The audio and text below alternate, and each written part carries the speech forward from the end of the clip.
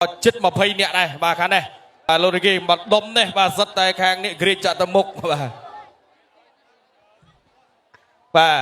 ហើយអ្នកឲ្យទឹកបាទវីសម្ផស្សគុណខ្មែរគឺបាទអរគុណ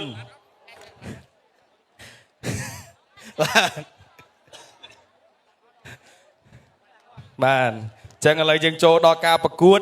បាទវគ្គផ្ដាច់ព្រាត់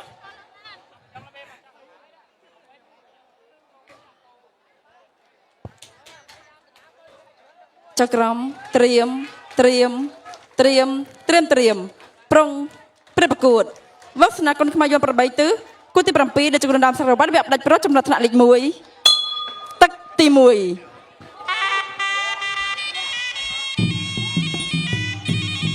បាទលើនេះ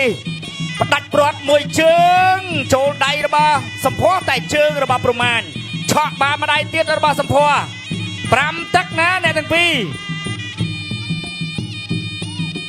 មួយជើងទុតជើងក្រោមកាប់គល់រំជួយមេចូលកណ្ដាប់ដៃរបស់សម្ផស្សទាត់មួយជើងពីរដៃទុតមួយជើងផុតបាត់របស់ប្រមាណតែដៃរបស់សម្ផស្សអត់ចេញផុតទេចូលមួយជើងចូលរបស់ប្រមាណញ៉ែឆក់មួយរបស់សម្ផស្សគុណខ្មែរដូនតាជាមួយនឹងនាគរាជចាក់ទៅមុខមួយជើង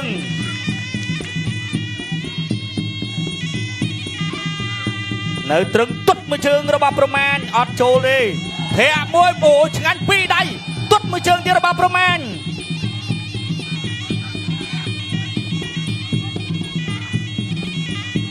បាទអ្នកទាំងពីរសិតតែអ្នកល្អដៃដូចគ្នាមួយជើងឆក់បានម្ដាយវិញរបស់សម្ផស្សទាត់មកកុងស្មងរៀងខ្លួនធាក់មួយទៀតរបស់សម្ផស្ស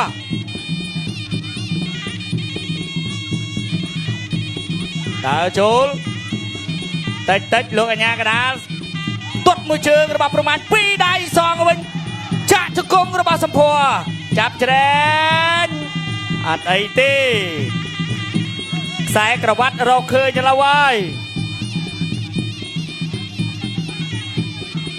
បាទមកចាស់ខ្សែក្រវ៉ាត់48លានបាទហើយនៅអត់ទាន់បូកចូលប្រាក់រង្វាន់ផ្សេងៗទេ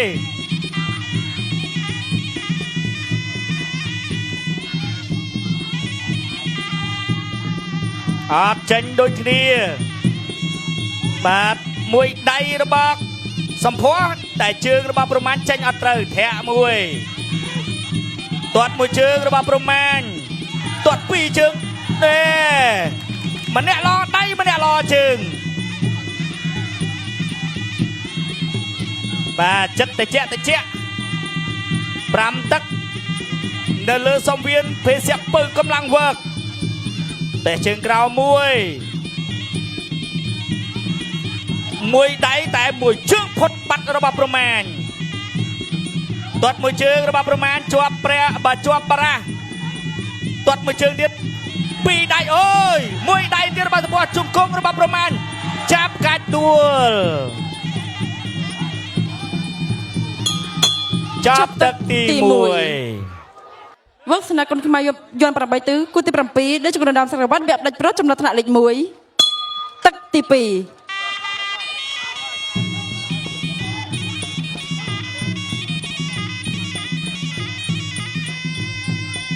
បាទមួយដៃទុតមួយជើងរបស់ប្រមាណទាត់មកវិញរបស់ប្រមាណទុតមួយជើងរបស់សម្ផស្សអូអាលាស់លឿនធាក់មួយជើងវិញរបស់ប្រមាណអូយបាទអត់អីទេមកដៃនេះទាញរបស់ប្រមាណមួយដៃទៀតពីរដៃរបស់សម្ផស្ស